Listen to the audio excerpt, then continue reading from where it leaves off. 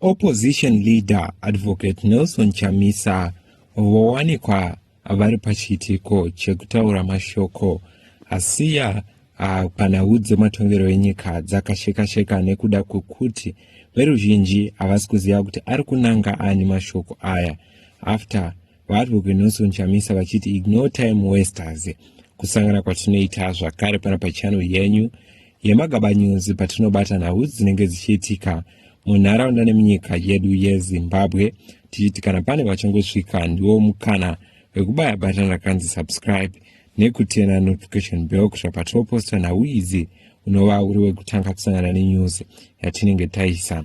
Zuva ranhasi tiri kutaura mashoko ari kubva kuna vaadvocate Nelson Chamisa mushure mekunge munyika yeZimbabwe manga mabva kutaurika mashoko mazhinji akasiyana-siyana anosanganisira akabva kutaurwa nesungano yevanhu memba inova riri boka rakabatana vatendai biti Love More Madhuku nevakasiyana-siyana varimo muboka iroro vanova vaimbove veopposition yanga iri inhava Advocate Nelson Chamisa.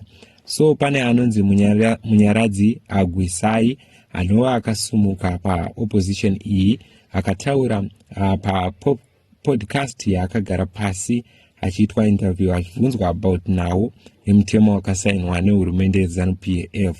So panhau iyoyo akazoita kuti agotaure pamusoro pema-election a2023 ende akataura zvakare pema-election a2018 ende akataura zvakare pamusoro pavaadvocate Nelson Chamisa achitaura kuti vemaopposition vese vanofanira kubatana veita chinhu chimwe. Apo paakataura iye Munyaradzi Gwisai achiti those 2 million vote he got in 2018 and 2023 are not so much about Chamisa or Triple C.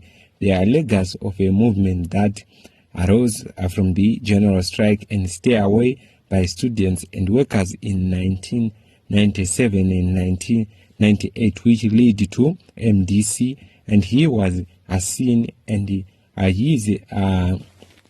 he is seen as a logical successor to that, Gwisai said. So Gwisai mashoko akaitaura achiti pama-election esa akaitwa mavhoti esa akaitwa ipapo anga asiri ava Advocate Nelson Chamisa anomirira ruzhinji rwevanhu vakangobva kubva papolitical party yeMDC kubva ichivambwa.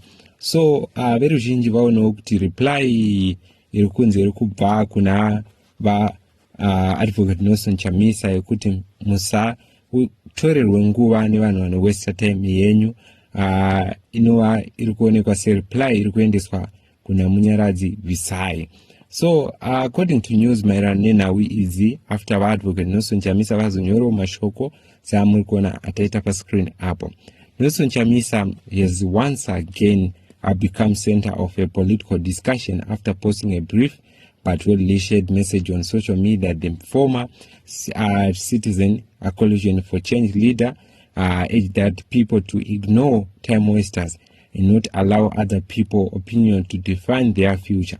Although the message did not mention anyone by name, it was posted shortly after outspoken politician Munyaradzi Gwisai publicly criticized Chamisa and urged him to work together with other democratic forces, including Sungano Yevanhu, Tendai Biti, and Professor Love More Madhuku.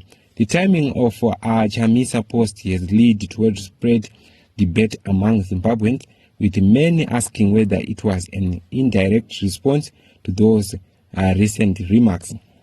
Speaking during an interview on the CVN podcast, Gwisai said that the more than 2 million voters Chamisa received in 2018 and 2023 election were not a personal achievement but part of the legacy of Zimbabwe democratic movement, which dates back to the labor and student struggle that eventually gave the birth to the MDC and under the late Morgan Tsvangirai. According to Gwisai, Chamisa inherited a movement that had already built a strong national support base. He said the responsibility now is for opposition leaders to work together instead of operating separately. Gwisai also questioned Chamisa's response after the 2023 election, saying many supporters expected strong action after allegation of electoral regulation. He further criticized Chamisa's initial posting during the debate over Constitutional Amendment Act number 3 before welcoming his late opposition to the constitutional change. The former legislator called on Chamisa to join forces with churches, labor union, civic organization, student, war veteran, and political party that have come together under Sungano Yevanu Ubambano Lompakati to campaign for constitutional democracy. Just days after those remarks, Chamisa posted his now widely discussed message: ignore time wasters. Don't waste your time on people who see no value in you. When you know your worth, their opinion neither define you who you are, nor determine where you're going. The post immediately attracted thousands of viewers and generated mixed reactions. Some supporters praised Chamisa, saying the message encouraged people to stay focused and avoid unnecessary distraction. They urged that leaders should not spend time responding to every criticism directed to them. Others interpreted the message differently. Some citizens suggest that the time made it appears as through Chamisa was responding to criticism from Gwisai and the growing calls from Sungano Yevanu leaders, including Atenebit and Professor Lab Momaduku, for broader opposition unit. However, it is important to note that Chamisa did not mention Gwisai, Atenebit, Professor Lab Momaduku, Sungano Yevanu, or any political organization in his post. Because of that, there is no confirmation that the message was directed to any of them.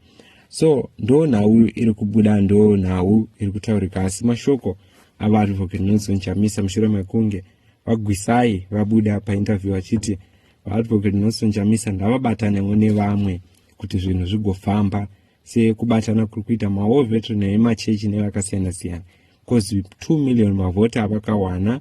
Mavhoti yayo ndebato ranga rakagadzirwa kudhara, rakagadzirwa nemastudent nevakasiyana siyana munyika yedu yeZimbabwe. Munoti chiine mashoko avari Nelson Chamisa? Ndiwo mashoko amuri kuona aripo paskrini vachiti musatorerwe nguva nevanotora time yenyende. Zvinhu izvi zviri kubatanidzwa nekuda kwekuti vesungano yevanhu ndo vanhu vakaita kuti paorganizwe 31 July peaceful protest. Ndidzo nhau dzatinadzo pano paYouTube channel yenyu. Tokutenda nekutsigira kwamuri kuita Magaba News.